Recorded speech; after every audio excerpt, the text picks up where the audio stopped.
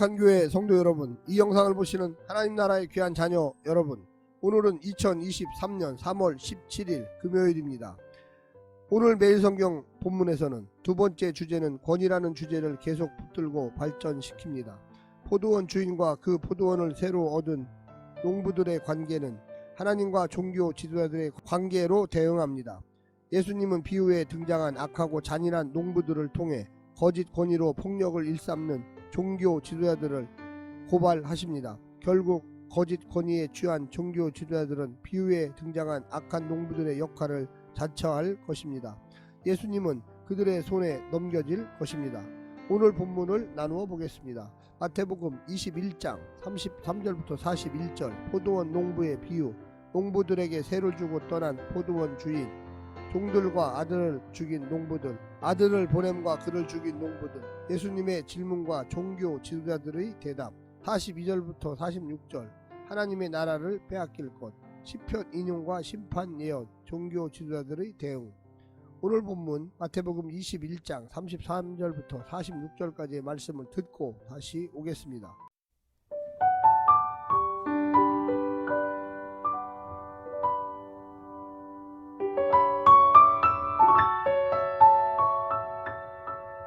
다른 한 비유를 들으라.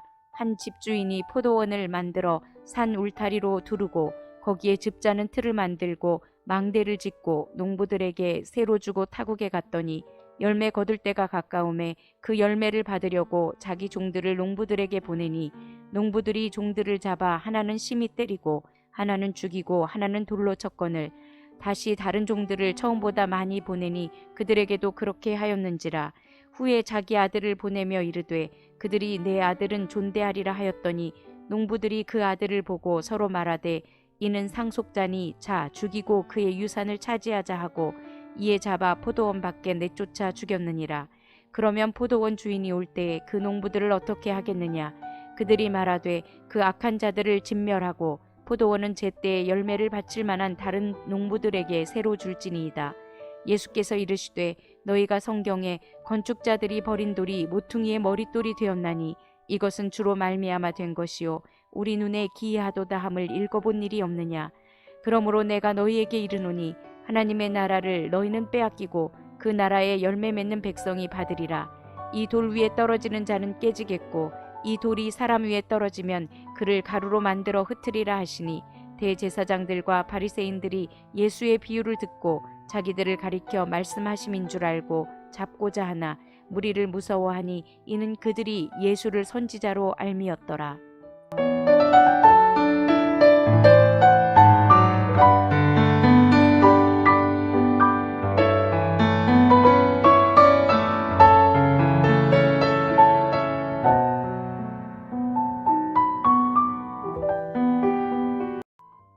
본문은 논쟁 섹션에 등장하는 세 개의 비유 중 두 번째 비유로 공간복음이 모두 담고 있습니다.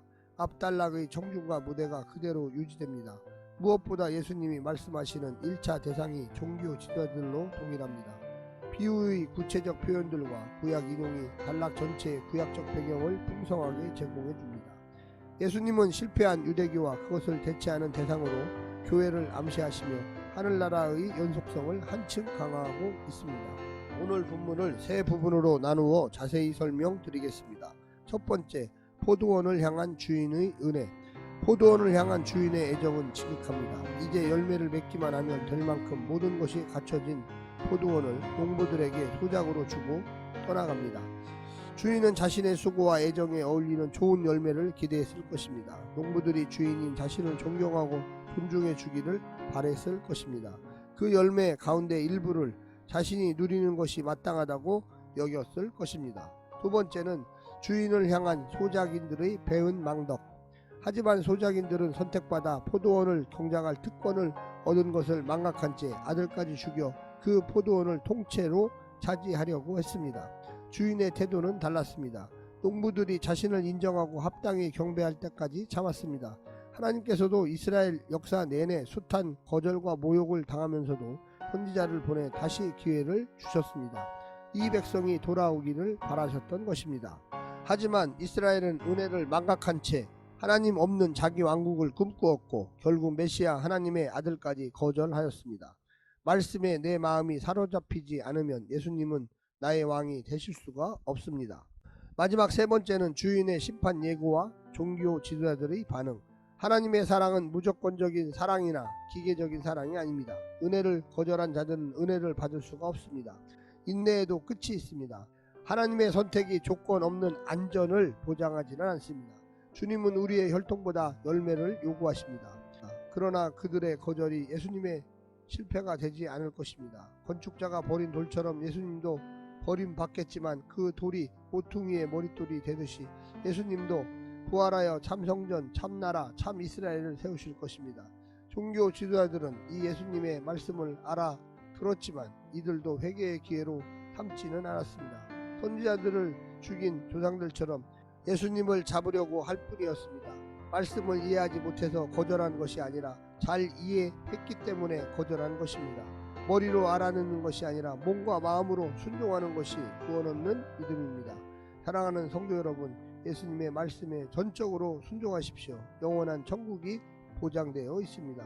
이 땅에서 결코 경험할 수 없는 경험입니다. 선하신 예수님이 우리를 등에 태우시고 안전한 곳으로 이동하시며 영생으로 인도하십니다. 오늘 하루도 말씀을 듣고 승리하십시오. 샬롬.